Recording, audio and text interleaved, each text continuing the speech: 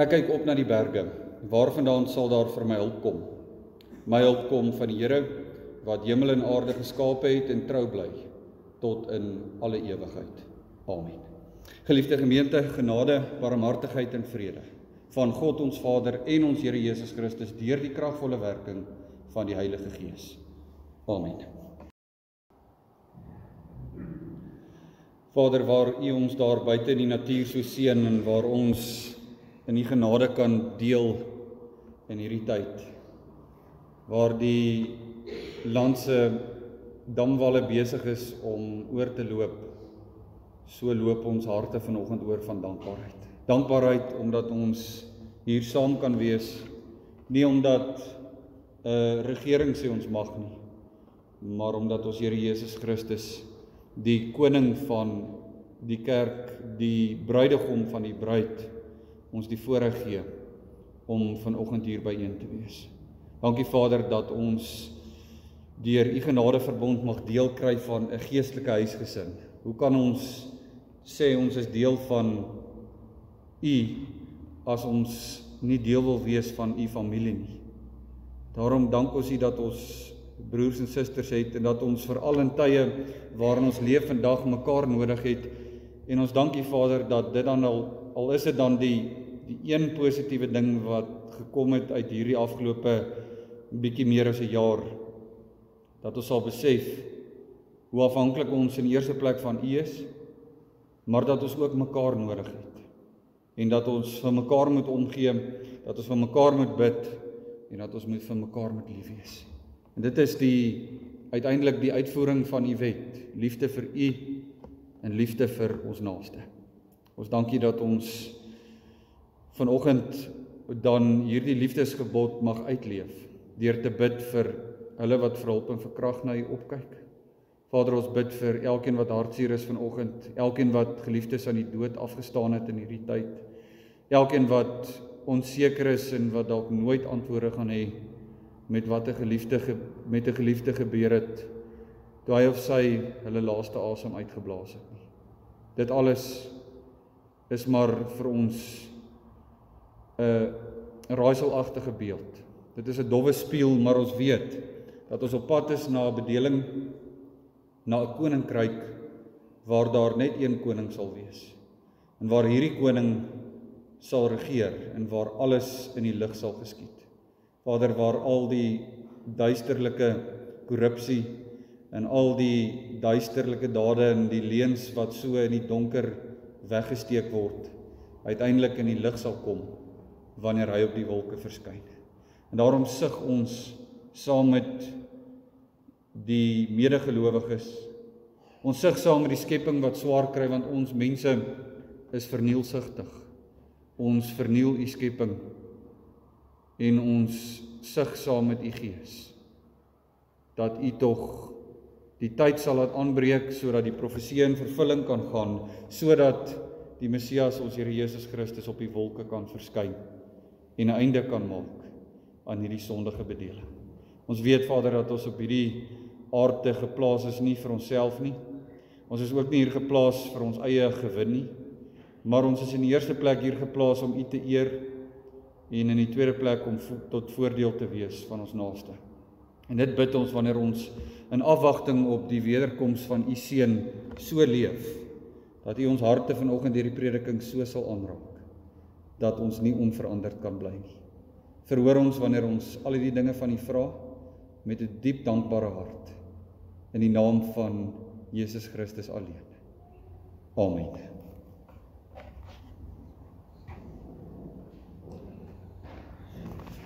Kom ons lees saam uit God se woord, Matteus 25. Matteus 25, ons het laas week die eerste gedeelte daarvan behandel. Indien jy nie die geleentheid gekry het om laasweek of die elektroniese weergawe te volg of dan nou by ons huiskerk saam te gekom het nie, vra ek dat jy dit wel sal gaan doen terwille van kontinuïteit. Die eerste 13 verse het ons laasweek behandel. Dit was die gelykenis van die 5 verstandige en onverstandige maagde. En dit het gegaan, Jesus vertel 'n paar gelykenisse met die aanloop tot sy wederkoms. Vandag gaan ons die tweede een saam lees, Matteus 25 vers 14 tot 30. Ek lees uit die 33-53 vertaling, jy is welkom om uit die direkte vertaling te volg op die bord. Want dit is soos 'n man wat op reis wil gaan en sy diensknegte roep, en aan hulle sy besittings toevertrou. En aan die een gee hy 5 talente, en die ander 2, en aan die ander 1. Aan elkeen na sy vermoë, en hy het dadelik op reis gegaan. En die een wat die 5 talente ontvang het, het daarmee gaan werk, en 5 ander talente gewin. Net so het die een wat die 2 talente ontvang het, self ook 2 ander verdien. Maar hy wat die 1 ontvang het, het dit in die grond gaan grawe en die geld van sy heer weggesteek.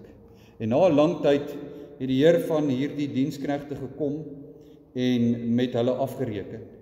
En die een wat 5 talente ontvang het, kom en bring 5 talente en sê, meneer, 5 talente het u aan my toevertrou, hier het ek 5 ander talente daarby verdien. En sy heer sê vir hom, mooi so, goeie en getroue dienskneg, oor weinig was jy getrou, oor veel sal ek jou aanstel. Gaan in die vreugde van jou heer. En die een wat die 2 talente ontvang het, kom en sê, meneer, 2 talente het u my toevertrou, hier het ek 2 talente daarby verdien. Sy heer sê vir hom, mooi so, goeie en getroue dienskneg, oor weinig was jy getrou, oor veel sal ek jou aanstel. Gaan in die vreugde van jou heer. En die een wat die 1 talent ontvang het, kom en sê, meneer, ek het u geken, dat u 'n harde man is, wat maai waar u nie gesaai het nie, en bymekaar gemaak het waar u nie uitgestrooi het nie. Omdat ek bang was, het ek gegaan, en u talent in die grond weggesteek. Hier is wat aan u behoort. Maar sy heer antwoord en sê vir hom, jou slegte en luie dienskneg, jy het geweet dat ek maai waar ek nie gesaai het nie, en bymekaar maak waar ek nie uitgestrooi het nie. Daarom moes jy my geld by die wisselaars gestort het, en ek sou by my koms, wat aan my behoort, met rente ontvang het. Neem dan die talent van hom weg en gee dit aan die een wat 10 talente het. Want aan elkeen wat het, sal gegee word. En hy sal in oorvloed hê, maar aan hom wat nie het nie, van hom sal weggeneem word, wat hy ook al het. En werp die nuttelose dienskneg in die buitenste duisternis. Daar sal 'n geween en 'n geknars van tande wees. Ons lees net tot sover. Ons het nie 'n teksvers vanoggend nie, ek wil graag hierdie hele gedeelte met ons behandel. Dit is baie belangrik dat ons vanoggend vanuit hierdie gedeelte 'n paar beginsels moet verstaan, en die eerste daarvan is dat jy sekerlik in jou lewe al uitgesien het na 'n sekere ding, maar dat daardie ding waarna jy so uitgesien het vir dae, vir maande, selfs dalk vir jare, in een oomblik in 'n nagmerrie kan ontaard. En dan sien ons baie keer dit is as gevolg van, dit kan in 'n klein persentasie as gevolg van omstandighede buite jou beheer wees, maar in die meeste gevalle is hierdie feit dat jy uitsien na iets en dit in 'n nagmerrie ontaard, is die gevolg van swak beplanning of swak optrede. En dit is wat Jesus hier vir sy disippels wil leer. Met jou uitsien op die wederkoms, moet jy steeds in hierdie bedeling leef met goeie beplanning en met goeie optrede. Dat ek 'n praktiese voorbeeld noem. Voor jy, ek het dit laasweek ook genoem, om dit uit te lig. Voordat jy op vakansie gaan, kan jy nie tot op nommer 99 wag om te sorg dat daar genoeg brandstof is, om te sorg dat alles gepak is, om te sorg dat daar iemand is wat na jou diere gaan kyk terwyl jy weg is nie. Mens sorg dat hierdie dinge in plek is, sodat jy met 'n meer geruste hart kan uitsien en kan weggaan. En dit is presies dieselfde beginsel wat Jesus ons hier leer. Gelowiges sien met reikhalsende verlange uit na die wederkoms van Jesus Christus. Maar dit beteken nie ons kan agteroor sit nie. Beteken nie hierdie 40, 50, 70, 80 jaar wat ek hier op aarde gegeen word, is my tyd om nou 'n bietjie rustig te wees nie. Uitsientyd is doentyd. En Jesus vertel dit vir sy disippels aan die hand van 'n gelykenis. Wat is 'n gelykenis? Dit is 'n verhaal met beelde van daardie tyd wat jy kan toepassing maak op jou lewe vandag. Nou kom ons gaan hoor wat God hier sê en maak dit van toepassing op jou lewe. Die tydsverloop van hierdie gelykenis is tussen die hemelvaart en die wederkoms. Met ander woorde, ons leef in die tydperk waarin Jesus hierdie gelykenis vertel. En dan gebruik hy die beeld van 'n eienaar wat op reis gaan, wat sy slawe roep en wat sy besittings aan hulle toevertrou. Kyk dat daar by Jesus ook beplanning is. Hy gaan nie maar net weg en sê, sien kom klaar nie. Hy roep sy slawe en hy sê, ek is op pad, maar hier is vir julle dinge om te doen. En dan is die eerste beginsel, Christus is die eienaar, hy is die besitter van alle dinge. Psalm 24 vers 1 sê, aan die Here behoort die aarde en die volheid daarvan, die wêreld en alles wat daarin woon.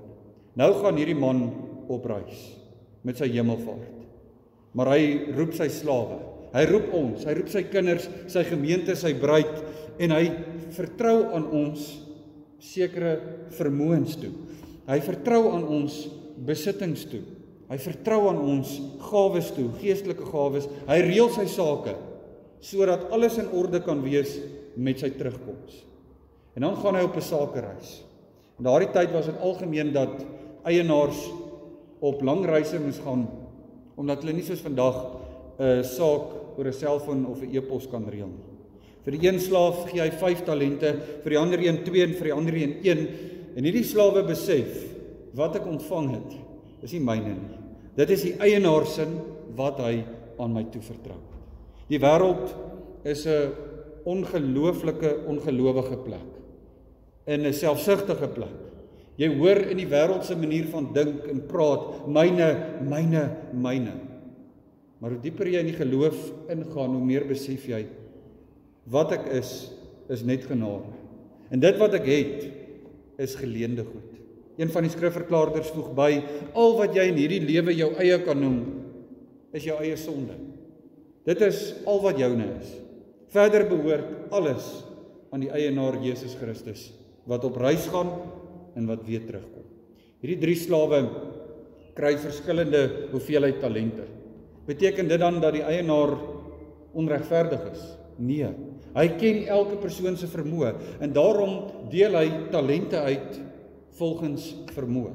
Maar ook dat jy besef, elkeen van ons wat vandag hier sit, van die kleinste tot die grootste, is nie hier sonder 'n talent nie. Nou 'n talent is nie 'n ding wat ons daaraan dink in terme van ek is bo-gemiddeld goed bo die ander nie. Dit was 'n gewigsmaat in daardie tyd, amper maar soos 'n kilogram of 'n gram of 'n ton in vandag se tyd. Dit was in daardie tyd 'n ontelbare hoeveelheid muntstukke wat bymekaar gesit is. Net om jou idee te gee, 1 talent was 6000 denarii. Nou denarii was die geldeenheid van daardie tyd. En 1 denarii was 'n gemiddelde salaris van 1 dag. Nou gaan maak jou wiskunde. 5 talente was dus 30000 dae se werk. As jy vakansies en naweke uitsluit, dalk so 100 jaar se werk. Een van die skrifverklaarders uit Amerika uitstel dit in 'n moderne konteks. Hy sê 5 talente vandag is 1.5 miljoen dollar, 22,5 miljoen rand. Dit is wat hierdie eienaar aan die eerste slaaf toevertrou. Die tweede een kry 9 miljoen. Die derde een 4,5 miljoen. Dit gaan nie eintlik oor geld nie, dit gaan hier oor om vir ons iets te verduidelik van die openhartigheid en die vrygewigheid van Jesus Christus. In daardie tyd is daar nie eers tot so ver getel nie, so ons kan volstaan met 'n ontelbare hoeveelheid muntstukke wat bymekaar gemaak is. Dit is wat die eienaar hier uitdeel, gawes aan sy slawe, sodat hulle in die eerste plek met sy weggaan nie swaar kry nie, en in die tweede plek, dat hulle nie kan sê, dis enige verdienste van my kant af nie. En nou gaan hy op reis, en Paulus beskryf ons hierdie reis in Efesiërs 4 vers 8, hy sê, toe hy opgevaar het na bo, sy hemelvaart, hy gaan weg, het hy sy gawes aan mense gegee. En daarom het elkeen van ons wat vanoggend hier sit, besondere geestelike gawes. As hy gaan, los hy ons nie sommer maar net en sê, sien julle oor 'n paar duisend jaar as ek weer kom. Hy sien toe dat sy bruid, sy gemeente, toegerus word by die gawes wat sy nodig het om hom te eer en om tot voordeel van mekaar te gebruik. Ons sien iets daarvan in die vroeë Christelike kerke, toe die mense swaar gekry het hulle besittings begin verkoop om die armes daarmee te help in Handelinge. In die tydperk wat hy nie by sy bruid is nie, bly sy bruid versorg. En hierdie geskenk wat Christus uitdeel is ryk, oorvloedig, dit is onberekenbaar. Die talent wat hy uitdeel, het 'n onberekenbare prys. En dit betaal hy, sê een van die skrifverklaarders, aan die kruis op Golgotha. Hy het nie maar net daardie talent wat hy so vrygewig kan uitdeel nie, hy moes dit verwerf het, en dit doen hy aan die kruis op Golgotha met die duurste prys wat hy daarvoor kan betaal. Paulus praat daarvan, of weet julle nie, dat julle liggame wat julle van God ontvang het, 'n tempel van die Heilige Gees is, en dat julle selfs nie aan julle self behoort nie, want julle is duur gekoop, verheerlik God dan met julle liggame. Die talente wat die eienaar ryklik kom uitdeel, soos ek reeds gesê het, moes hy eers verwerf het. Hy moes dit verdien het, en dit het die eienaar kom doen deur sy kruisdood. En nou gee hy vir ons elkeen daarvan. Hy gee onberekenbaar, 5, 2 vir jou, 1 vir jou, maar daar's niemand wat niks kry nie. Daar is nie 'n slaaf wat kan sê, "U het my oorgeslaan nie." Maar in sy koninkryk werk die beginsel so. Hy weet ons is mense. En daarom verwag hy nie dieselfde van almal nie, maar hy verwag die beste van jou. Ek gaan dit weer sê. Hy verwag nie dieselfde van almal nie, maar hy verwag die beste van jou. Hy deel aan elkeen van sy bruid uit volgens vermoë, en dan vra hy jou absolute beste. Ons lees dat die eerste 2 slawe nie rondsit nie. Hulle gaan nie eers onder die koeltebome lê nie. Vers 15 gebruik die woord onmiddellik. Hulle het aan die werk gespring. Hulle het dit wat hulle ontvang het aangewend tot eer van God en tot voordeel van mekaar, en hulle het voor hulle oë gesien hoe dit net meer word en meer word en meer word. Petrus sê dit so mooi. Hy sê in hoofstuk 4 vers 7 tot 10, die einde van dinge is op hande. Julle moet verstaan. Ons is op pad, of jy dit wil glo of nie, die wederkoms kom. Die einde van dinge is op hande. As goeie bestuurders, hoor daar is die beginsel. Hy is die eienaar, ons is die bestuurders. As goeie bestuurders van die veelvoudige genade van God, moet julle mekaar bedien in ooreenstemmigheid met die genadegawe wat jy ontvang het. En dan kan jy daar die hele hoofstuk gaan lees. Petrus praat van die genadegawes. Party het die gawe om te kan bid, party het die gawe om te kan lees, party die gawe om te kan bemoedig, om te kan vermaan. Daar is 'n klomp genadegawes. Die slaaf wat die 1 talent egter ontvang het 'n gat in die grond gaan grawe. Hy het sy talent daar begrawe. Dit was algemeen in daardie tyd gedoen. Amper soos 'n kluis vandag. Hulle het nie daardie tyd kluise gehad nie. En dan het hy in die nag gegaan en dan het hy 'n gat gegrawe en hom toegemaak sodat niemand hom gesien het nie. En dan breek die dag van rekenskap aan.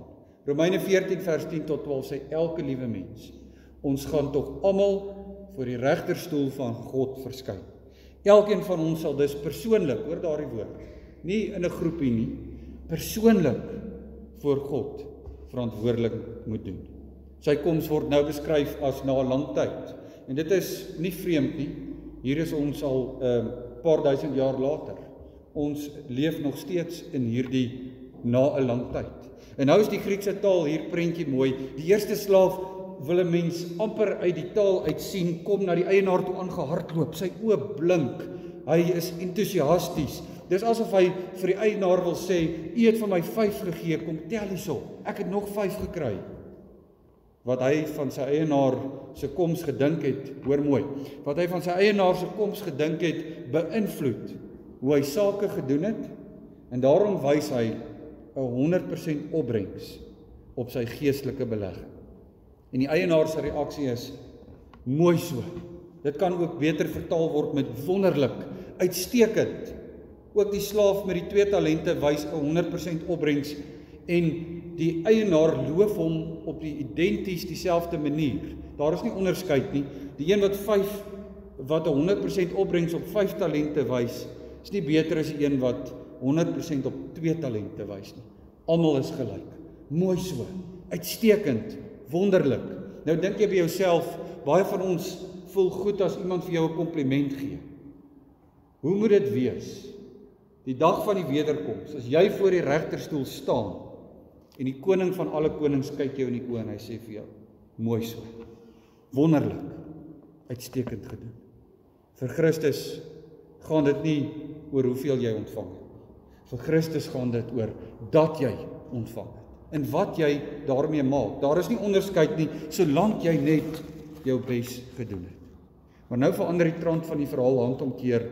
As die eienaar van by die derde slaaf kom, hierdie derde slaaf beledig die eienaar om te probeer regverdig. Ons ken daardie ding, jy vat die fout van jouself af om die fout van iemand anders uit te wys, sodat jy beter lyk. En dit is presies wat die slaaf hier doen. Meneer, ek ken u is 'n hardvogtige man. Dit is die aanklag, hy noem sy eienaar in die Griekse taal 'n skleros. Nou 'n skleros was 'n lelike woord. Dit is, ons het vandag 'n woord in die mediese terme ook sklerose, wat dui op iets in die liggaam wat verhard, wreed, genadeloos. Hier is 'n verwysing ook na die farao wat vir die Israel gesê het, weet jy wat, ek gaan nie meer vir julle strooi gee nie, julle moet strooi gaan haal en dan soek ek nog bakstene op van julle. Of 'n Rehabiam wat gesê het, my pa het julle met swepe geslaan, ek sal vir julle met skerpioene slaan. Dit is daai tipe van hardheid wat hierdie slaaf nou op Christus se eienaar wil van toepassing maak. Hy sê vir hom ook prakties, u is soos 'n boer wat sommer besluit, ek gaan hierdie land lyk vir my mooi, ek gaan hom oes, al het ek hom nie geplant nie. En dit is 'n leuen. Hierdie eienaar het gesaai. Christus het gekom en hy het sy talente tussen gelowiges uitgesaai, en die dag as hy terugkom, dan is dit oestyd. Dan verwag hy opbrengs en dan is hy geregtig om in sy land in te gaan en te gaan oes. En nou verklap hy die rede vir sy optrede. Hoor mooi. Hierdie slaaf sê vir Christus, ek het niks gedoen nie. Ek het my talent gaan in die grond begrawe, want ek was bang, sê hy. Dit is die rede waarom ek die talent in die grond begrawe het. Vrees was die oorsaak. Nou dink gou 'n bietjie aan jou eie lewe. Vrees het daardie verlammende effek op 'n mens. Jy kan dink aan die oomblik as jy skokkende nuus kry. Daardie oomblik hoe alles net in jou liggaam voel of dit gaan stil staan. Dit is die gedagte wat hier is. Dit maak dat jy nie nigter kan dink nie.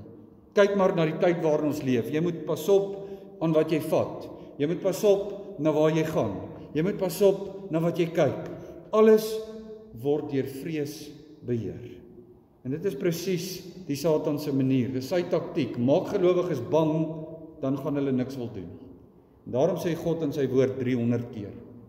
Meer as 300 keer. 319 keer om presies te wees.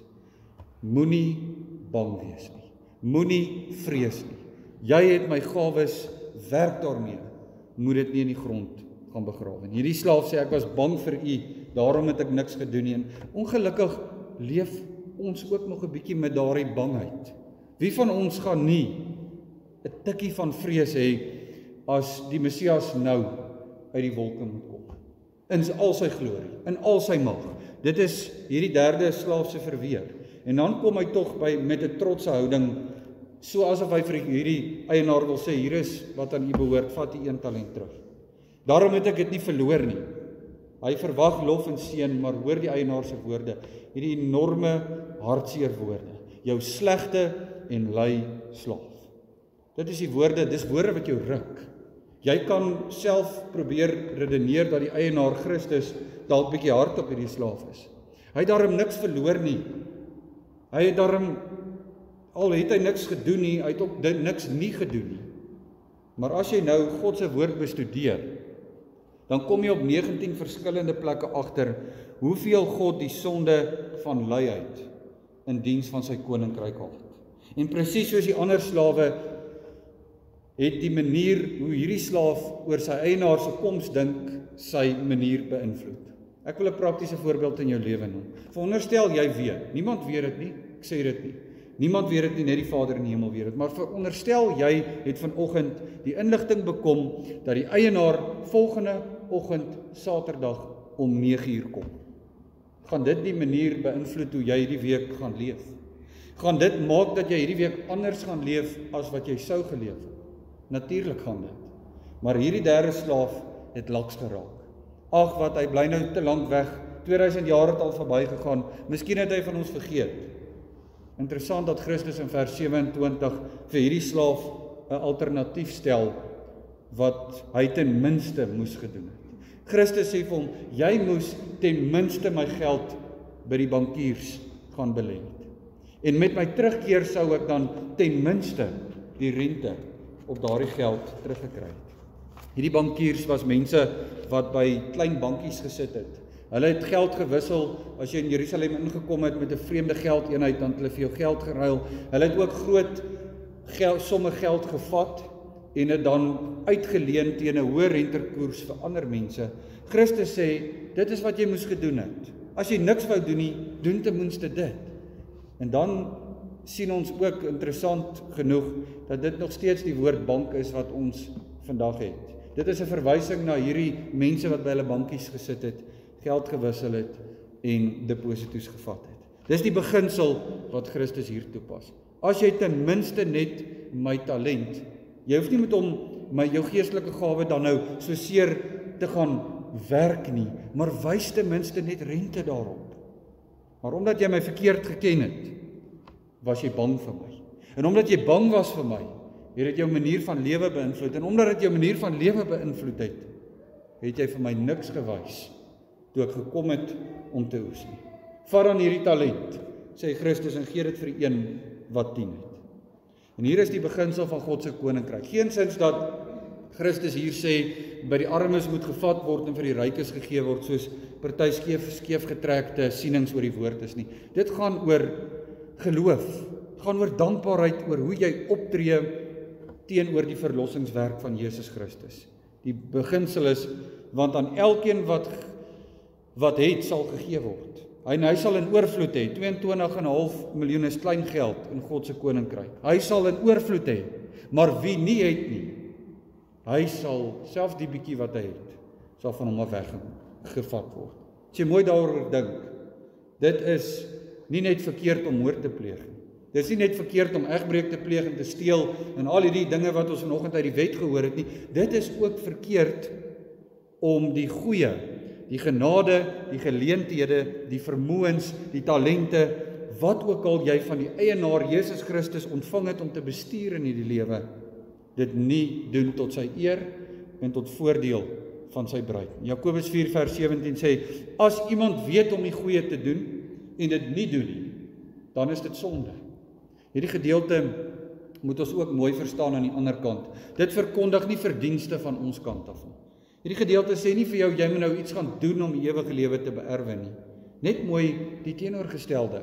In die lyn van dit wat Johannes Calvin, die groot hervormer, sê, hy sê, op die ou ende gaan jou dade jou geloof verklap. Hoor mooi wat ek sê, op die ou ende gaan jou dade jou geloof verklap. En dis wat Jakobus 3 vers 13 ook sê, wys my jou geloof uit jou werk uit, moenie praat nie.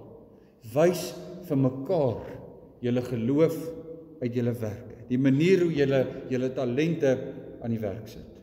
En so kom die dag waarop die eienaar terugkom al hoe nader.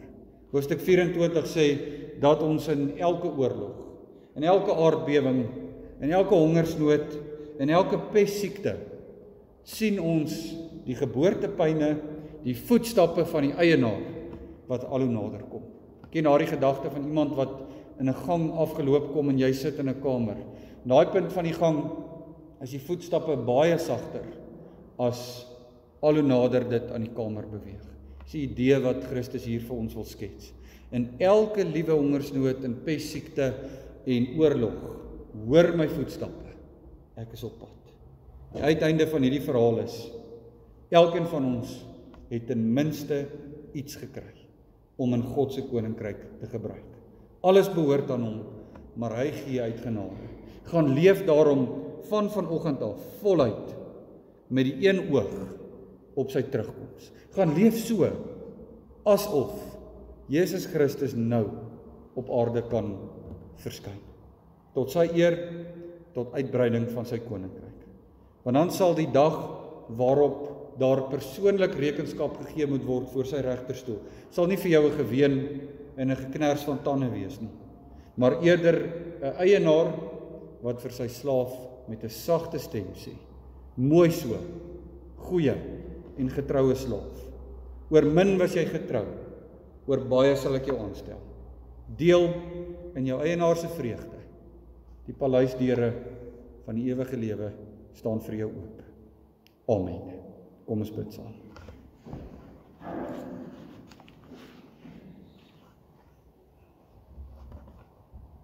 Vader, ons dankie vir die manier hoe Jesus Christus so reguit met ons praat. Ons dankie vir die manier hoe Jesus Christus nie doekies omdraai nie. En hoe hy sy woord reguit sny, sodat ons mekaar kan bemoedig in hierdie tye waarin ons leef, maar ook sodat ons mekaar kan vermaan, dat ons nie laks raak nie. Veral in tye waarin ons leef, waar dit so maklik geword het om verskonings uit te dink. Maklik geword het om ten minste van die samekoms van gelowiges af weg te bly, want daar is mos nou geldige redes. Dankie Vader, dat U seun waarsku.